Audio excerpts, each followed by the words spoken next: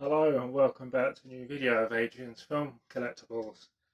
Well, for this video I've got a few new items that have been delivered today, so I'm really excited about and to show these off.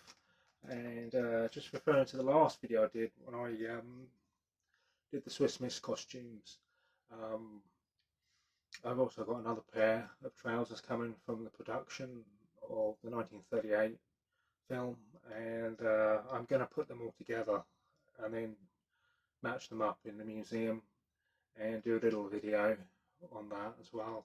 So I'm really excited about all that. So just starting off with this, I've got these Laurel Hardy Knickerbocker dolls. Now I've already had these in the collection for several years, and I've been redoing the display that this was in. And when I took them out, I noticed Stan's hand was missing, his cloth hand, so it's just like a stump. And I'm completely confused because I'm pretty sure when I put him in there with Ollie, his hand was there, and I can't find it anywhere, and I don't know what's happened. But it's very, very strange. It's just disappeared. So although this pair it has been used well, and it's quite worn down on the coat, and the facial expressions are all there, but also a little bit more faded on these ones. But then what I did, I decided to get another pair, which are these ones here, and these ones are in much better condition, and there's more paintwork on the faces, so there's more colour, and the clothes are more cleaner, and of course both of Stan's hands are there, so it sort of completes it better. So these ones, I don't think that they were played with that much during that time, but as vintage old toys on Laurel Hardy, it's very rare to get sort of pristine, almost new ones, but these are a nice addition back in the collection. But I'll keep them all together, but I'm going to keep this set in the bag and keep it just keep it displayed like that in its bag, so it's all nice and safe. So I'm happy with that now. But that's the thing, when you're a serious collector like I am, you want it as perfect as possible, or to have everything as all together as possible, basically. So I'm just going to put these down over here. And the next item I've got, which I have spoken about before, are the British Film Fund annuals, and I just got this one recently. This is wartime one from 1944. As you can see, just in the corner there, 1944, and we got Abbott Costello on the cover. So I have done various videos before on these annuals, but I was going through them on the bookshelf, and there's about 17 of these I got. So this is the 18th one added to the collection now. So these are various film stars over the times. So these first came out in 1920 to around 1962, and they featured comic strips of popular actors from films, or comedians.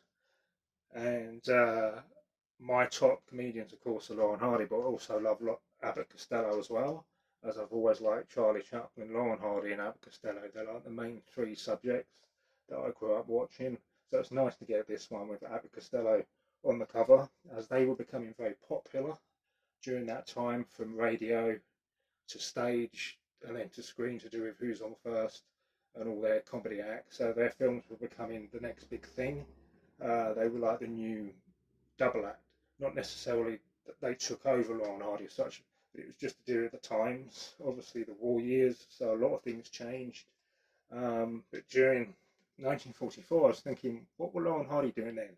So they made two films then. So they did The Big Noise, which is 20th Century Fox, and Nothing But Trouble, which is MGM during that time. So they were the post Roach films they did once they left the Howard Studios. But this is a great addition to the collection.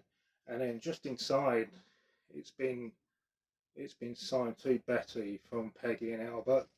So this was some kids' pride and joy back then, as you can see just in there. and probably complete escapism during the wartime, which was a really frightening time. And this was probably their pride and joy for the whole year, depending on what families could afford back then. Obviously, a lot of rations were going on, and people were out of jobs, and all sorts of things of uncertain times were happening then. But this is a great addition to the collection, and especially when it's the war years, because it just adds all the history. Um, as you can see, just inside there, you've got Abbott Costello just in the corner there, Judy Garland and various other stars. It's a little fragile, so it's kind of expected when it's that old. And if it's been read well, it's going to be a little loose on the spine, which this one is. You got comic strips there with Laurel Hardy, and then there are also there's the coloured ones as well, which is this one here, which I actually like, this sort of version of sort of reds, blues and whites, as you can see just there.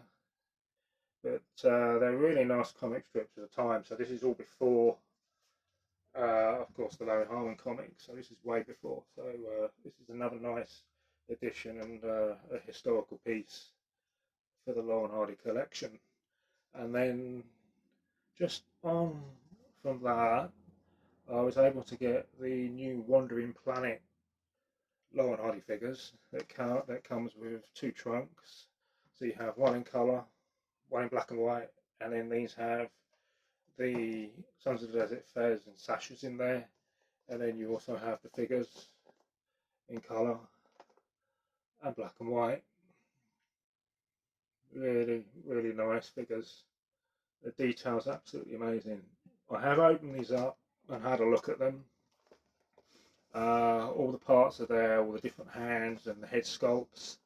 Really, really lovely. They're not cheap, these figures, so they're quite expensive ones. I was thinking of doing different poses with them, but I think I'm not going to do that. I'm just going to keep them in the boxes as they are. So I'm kind of thinking I'll keep them just as they are, like I have with other figures I've got that just kept in their boxes. But if they've got the window at the front, you can still see them, then that's great.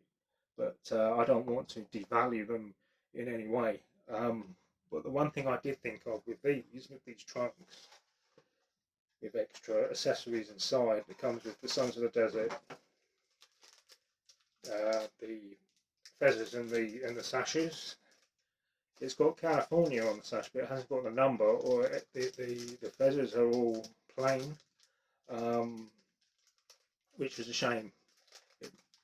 But what I was thinking of doing, you could get a very fine pen in silver for black and white and for gold, and actually put on Sons of the Desert with the sun on it as well. As you can sort of just roughly see there, they're just very plain, these ones. So these are the black and white version ones.